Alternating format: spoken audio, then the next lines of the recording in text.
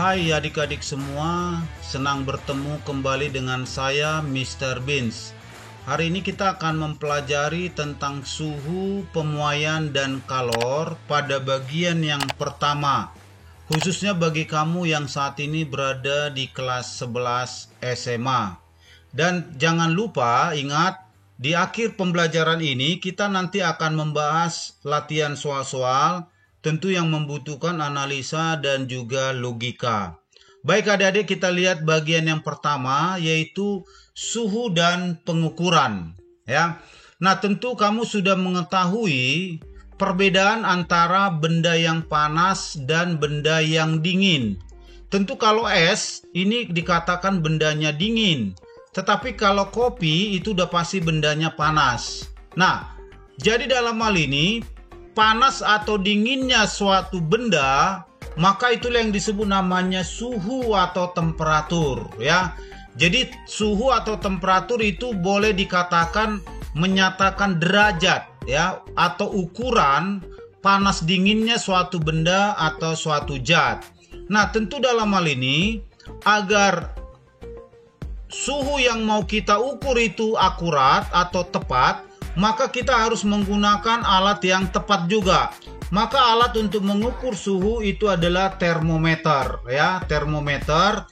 Nah, perhatikan di sini, biasanya termometer yang kita gunakan itu ada yang disebut namanya termometer raksa dan termometer alkohol. Nah, tentu raksa dan alkohol ini itu adalah termometer sebagai pengisi cairannya, ya. Tentu ada alasan kenapa alkohol atau raksa kita gunakan sebagai isi termometer. Tentu karena ada beberapa faktor, ya, pertimbangan. Yang pertama, kalau dia raksa itu kelihatannya mengkilap, ya, mengkilap sehingga apa? Mudah dilihat. Sementara kalau alkohol, begitu kita kasih warna merah, dia akan gampang kelihatan, ya. Jadi dia lebih mengkilap atau lebih mudah kelihatan. Kemudian yang kedua, jangkauan, ya, atau ukurannya sangat luas. Jadi contohnya raksa itu bisa mengukur dari suhu minus 39 derajat Celcius hingga 337 derajat Celcius. Sementara kalau di alkohol bisa mengukur dari suhu minus 114 derajat Celcius hingga 78 derajat Celcius. Nah, ini dasarnya. Kemudian yang ketiga, cairan ini itu adalah merupakan penghantar kalor yang baik, ya. Jadi penghantar kalor yang baik. Kemudian yang keduanya memiliki kalor jenis yang kecil. Ingat, kalau nanti kita lihat hubungannya dengan kalor, kalau kalor jenisnya kecil berarti dia gampang menyerap panas. Nah, tentu kalau gampang menyerap panas nanti ada hubungannya dengan pemuaian. Nah, perhatikan di sini adik-adik, kita lihat. Selain yang tadi, ada beberapa dasar kenapa raksa ataupun alkohol ini kita gunakan sebagai bahan termometer. Tentu diantaranya itu, perhatikan bahwa kedua termometer ini dia memanfaatkan sifat perubahan volume, ya, volume dari air raksa dan juga perubahan volume dari alkohol ketika adanya terjadi perubahan volume, ya, perubahan volume atau perubahan suhu. Kemudian yang kedua, raksa dan alkohol ini sangat mudah memuai, ya, mudah memuai. Kenapa? Karena ketika suhunya naik atau suhunya menyusut, pemuaiannya itu lebih teratur. Kemudian yang berikut, termometer ini umumnya terdiri dari suatu pipa kecil yang diisi dengan raksa ataupun alkohol yang diberi warna merah tadi, sehingga apa? Sehingga mudah kelihatan. Nah, perhatikan di sini adik-adik, ini gampang, warnanya merah. Kalau ini dia kita kasih warna lebih mengkilap dia, ya, raksa itu kelihatan lebih mengkilap. Nah, inilah dasar kenapa kedua cairan ini kita gunakan sebagai bahan dari suatu termometer. Nah, kemudian kita lihat dulu konsep daripada panas, ya, konsep daripada panas. Nah, tentu dalam hal ini ketika kita menyentuh benda panas, tangan kita terasa panas. Kenapa? Karena energi panas itu pindah dari benda ke tangan kita. Sebaliknya, kalau kita menyentuh benda yang dingin, tangan kita terasa dingin. Kenapa? Karena energi itu mengalir dari tangan kita ke benda. Jadi contohnya ini adalah benda panas, ya. Kita sentuh, maka panas pindah ke tangan, maka tangan kita terasa panas. Sebaliknya ketika kita menyentuh ini es, ya, es, ternyata tangan kita dingin. Kenapa? Karena panas pindah dari tangan kita ke esnya. Jadi dari sini apa yang bisa kita simpulkan? Kesimpulannya adalah bahwa aliran panas atau perpindahan panas itu selalu dari benda yang panas atau suhunya tinggi ke benda yang dingin atau suhunya rendah, ya. Jadi panas itu pindah dari suhu tinggi ke suhu yang lebih rendah, ya. Jadi sama seperti aliran air. Air pindah dari tempat tinggi ke tempat yang lebih rendah. Nah, kemudian bandingkan sebelum dulu ditemukan termometer. Jadi dulu pengukuran suhu, misalkan suhu tubuh, itu dia digunakan dengan cara apa, adik-adik? Tentu dengan perasaan. Jadi dalam hal ini sampai abad ke-18 orang hanya mengandalkan perasaan, ya. Tentu namanya perasaan itu tidak akurat. Tentu berbeda setiap orang. Sehingga apa? Sehingga kita hanya bisa menentukan benda itu panas atau dingin dari suatu benda itu tanpa kita ketahui berapa sebenarnya suhu yang sebenarnya. Jadi misalkan perhatikan gambar, di sini ada seorang tabib, dia hanya bisa meraba dahi dari seorang pasien yang mau diobati atau mau diperiksa dengan cara apa? Memeriksa naik turun badannya itu ketika dia demam hanya dengan meraba dahinya. Akibatnya apa? Akibatnya dia tidak bisa menentukan secara pasti berapa suhunya, ya. Nah, hal ini bisa kita lihat perbandingannya. Perhatikan gambar di sini. Kita lihat ada 3 kondisi. Ada air panas, ada air yang biasa atau air keran, dan ada es. Jadi ketika tangan kita menyentuh air panas, maka akan terasa panas. Ketika menyentuh es, akan terasa dingin. Tapi ketika tangan kita pindahkan dengan cepat ke air yang keran tadi, maka tangan kanan itu akan merasakan dia menjadi dingin. Sementara tangan kiri itu akan merasakan jadi hangat, ya. Jadi dalam hal ini ternyata dari tubuh yang sama, tangan kiri dan tangan kanan kita, itu perasaannya tidak sama. Maka dari sini kita bisa simpulkanlah bahwa dari percobaan ini, kita simpulkan bahwa kulit atau tangan kita itu perasaannya berbeda. Akibatnya apa? Akibatnya alat ukur suhu yang kita gunakan itu kurang baik. Kenapa? Karena dia menggunakan perasaan. Oke, bisa dibayangkan adik-adik ya. Nah, setelah ditemukan termometer, tentu termometer yang sering kita pakai atau kita gunakan itu adalah termometer Celsius. Nah, Celsius ini pertama kali dikemukakan atau dibuat oleh Anders Celsius. Dia menemukan termometer dengan cara apa? Yang pertama, termometer itu dicelupkan ke dalam es yang melebur. Nah, dikasihlah namanya ini titik tetap bawah, angkanya dibilang 0. Kemudian termometer itu kita celupkan ke air yang mendidih, dikasihlah angkanya 100, ya. Sehingga dari sini oleh si Celsius dikatakanlah ada selisih antara titik didih dan titik lebur es, itu selisihnya 100 derajat. Oke. Nah, 100 ini dibagilah skalanya menjadi 100 bagian. Nah, itulah yang disebut namanya bagian dari derajat atau skala dari Celsius.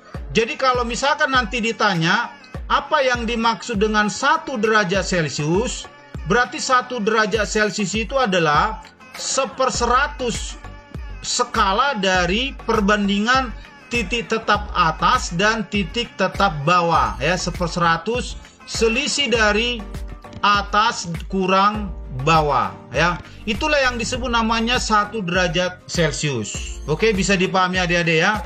Nah, dari sinilah kita lihat hubungannya nanti dengan suhu terendah, ya. Jadi kalau kita hubungkan nanti dengan partikel. Jadi secara teori, ketika suhu diturunkan terus-menerus, maka energi dari molekul air ini akan bertambah, ya. Bertambah apa? Dia akan bertambah kecil. Jadi energi geraknya bertambah kecil. Akhirnya nanti suatu saat molekul itu dia tidak bergerak lagi. Artinya dia molekul itu akan berhenti. Maka pada saat kondisi itulah dikatakan bahwa benda ini sudah mencapai suhu yang paling rendah. Nah, titik di mana suhu paling rendah itu yang disebut namanya nol mutlak.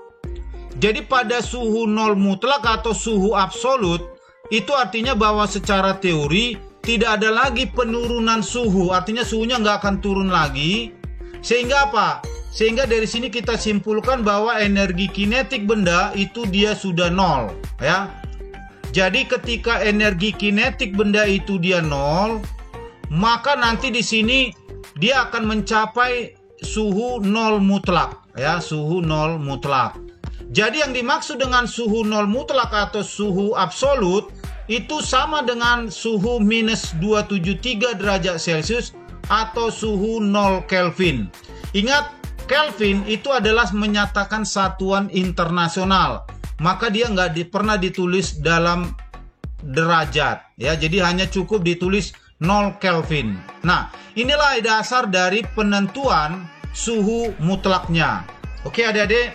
Nah, sekarang kalau kita lihat nanti, secara umum termometer yang sering kita pakai atau termometer yang sering kita gunakan itu ada 4 alat atau 4 termometer, yaitu Celcius, Fahrenheit, Reaumur, dan Kelvin.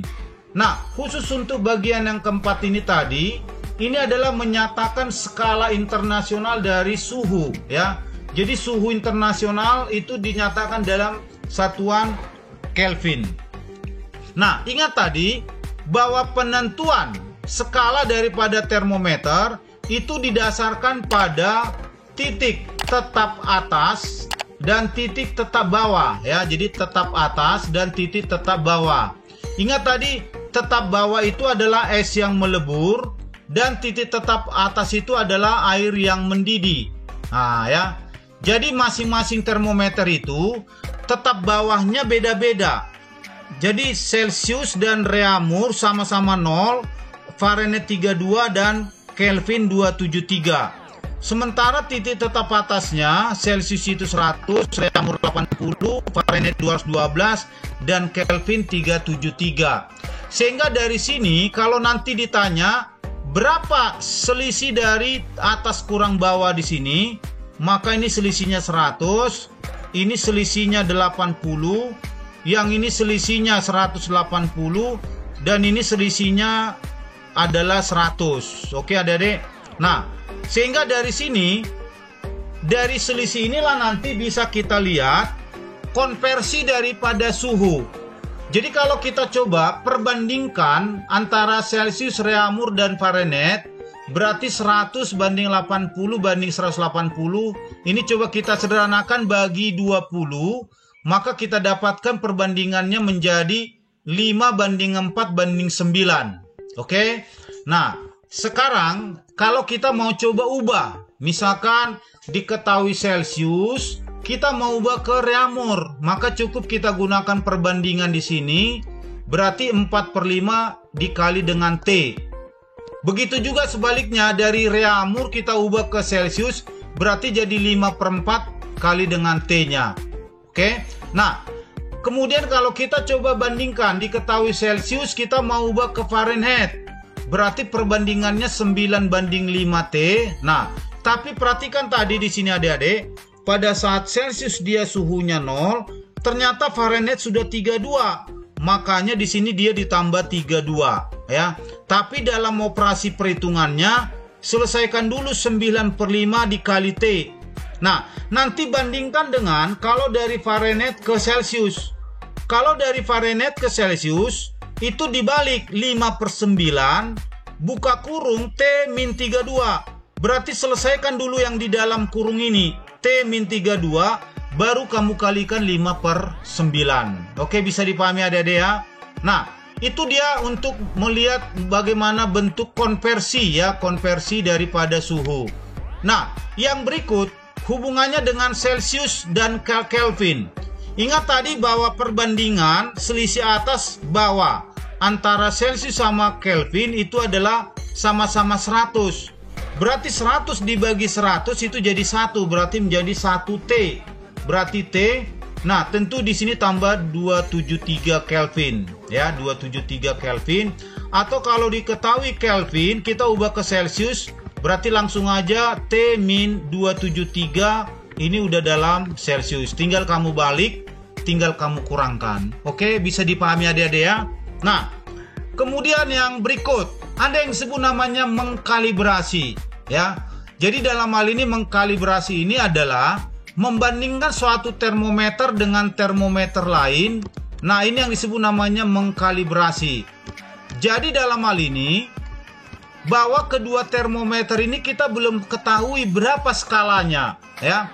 Caranya bagaimana? Caranya sama. Tentukan dulu atau celupkan dulu termometer ini ke dalam es yang melebur dan ke dalam air yang mendidih. Tentukanlah tetap bawah dan tetap atas. Kemudian kalau nanti kita coba cari, katakanlah misalkan termometer P itu menunjukkan suhu 10 derajat P, maka pada saat itu berapa suhu yang ditunjukkan oleh termometer Q? Nah ya, maka ini cukup kita perbandingkan. Caranya bagaimana? TP dikurang TPB, jadi atas kurang bawah dibagi atas kurang bawah sama dengan TPQ dikurang TQP B ya, atau atas kurang bawah dibagi atas kurang bawah. Oke, bisa dipahami adik-adik ya. Nah, itulah persamaan yang ini. Nah, supaya kamu bisa lebih memahami tentang teori suhu di sini, coba kita lihat dulu contoh soalnya. Kita lihat contoh soal yang pertama. Yang dibilang di sini, coba konversikan suhu di bawah ini 25 derajat Celcius itu berapa Fahrenheit, Reaumur, dan Kelvin. Maka ini langsung aja 25 derajat Celcius kita rubah ke Fahrenheit tadi berapa? 9/5T ditambah 232 ya. Ini dalam Fahrenheit. Berarti ini sama dengan 9/5 dikali 25 plus 32. Berarti ini dulu kita selesaikan adik-adik. Ini berarti 5. Berarti 45 ditambah 32, berarti ini sama dengan 77 derajat Fahrenheit. Gampang ya. Kemudian yang kedua, 25 derajat Celcius ini berapa derajat Reaumur? Berarti ini sama dengan 4/5 kali dengan 25, jadi 4/5T. Berarti ini kita dapat 5, berarti menjadi 20 derajat Reaumur. Oke. Dan yang terakhir, 25 derajat Celcius ini sama dengan berapa Kelvin? Nanti tadi hubungannya ini langsung aja T tambah 273. Berarti 25 ditambah 273 itu berapa adik? Berarti ini sama dengan 298 Kelvin ya. Jadi pada saat suhunya 25 derajat Celcius, maka Kelvin sudah 298. Oke, bisa dipahami ya. Nah, sekarang kita lihat contoh yang kedua. Termometer X ketika dicelupkan di bilang ke es yang melebur suhunya -10, berarti ini adalah titik tetap bawah. Dan ketika dicelupkan ke dalam air mendidih itu suhunya 100, berarti ini titik tetap atas. Nah, jika Celsius itu mengukur suhu 40, maka termometer X ini suhunya berapa? Nah ya, jadi kita lihat termometer Celsius ini atasnya berapa, bawahnya berapa, kita udah ketahui tadi. Ini dia 0, ini dia 100. Kemudian termometer X tadi tetap bawahnya -10, tetap atasnya 110. Sehingga dari sini kalau ditanya pada saat Celsius itu 40 derajat, maka termometer X ini berapa? Nah, ini cukup kamu gunakan perbandingan tadi adik-adik ya. Jadi dalam hal ini atas kurang bawah berarti 40 min 0 yang ini dibagi atas kurang bawah berarti 100 min 0. Itu harus sama dengan atas kurang bawah Berarti dalam hal ini TX dikurang min 10 ya, dibagi dengan atas kurang bawah, berarti 110 dikurang min 10 ya. Sehingga kalau kita selesaikan ini secara matematis, maka kita dapatkanlah nilai TX-nya sama dengan 38 derajat X. Jadi dari sini apa yang bisa kita simpulkan? Bahwa 40 derajat Celcius ini sama dengan 38 derajat X. Nah, inilah yang disebut namanya membandingkan, berarti mengkalibrasi. Oke? Nah, kita lihat contoh yang ketiga. Nah, di sini apa dibilang adik-adik? Berapakah suhu suatu benda sehingga angka yang ditunjukkan oleh Celcius sama dengan Fahrenheit? Artinya di sini termometer Celcius dengan termometer Fahrenheit ini menunjukkan angka yang sama pada suhu berapa? Nah, jadi untuk menjawab ini cukup kita gunakan tadi dengan perbandingan skala. Jadi ini Celcius, ini Fahrenheit. Tetap atasnya tadi ini 100, ini 0, ini 212, ini 32. Nah, jadi kita anggap misalkan keduanya menunjukkan suhu yang sama, katakan di sini T. Nah, ya, T. Berarti di sini kita tinggal bandingkan. Atas kurang bawah berarti T min 0 per atas kurang bawah berarti 100 min 0 sama dengan atas kurang bawah berarti T min 32 dibagi atas kurang bawah berarti 212 min 32. Kita sederhanakan berarti T per 100 ini sama dengan T min 32 per 180 tadi ya. Ini kita sederhanakan dibagi 20 berarti ini 5, ini 9. Kita kali silang adik-adik, berarti 9 kali T berarti 9T, 5 kali T berarti 5T dikurang 5 kali 32 berarti 160. Nah, kita samakan berarti 9 kurang 5 berarti 4T sama dengan minus 160. Maka dari sini kita dapatkanlah T sama dengan berapa adik-adik? Minus 40 derajat. Oke, maka dari sini bisa kita tarik suatu kesimpulan ya, bahwa minus 40 derajat Celcius sama dengan minus 40 derajat Fahrenheit. Jadi kalau nanti ditanya pada suhu berapa Celcius dan Fahrenheit menunjukkan skala yang sama, maka jawabannya adalah minus 40 derajat. Oke, nah kalau adik-adik kurang memahami tentang konversi suhu, kamu bisa tanyakan di kolom komentar atau kolom komennya. Oke. Nah, untuk materi lanjutannya kamu bisa ikuti di video Mr. Bean yang berikutnya. Oke, demikian yang bisa Mr. Bean sampaikan. Terima kasih, tetap semangat. Kita ketemu di video berikutnya. Thank you.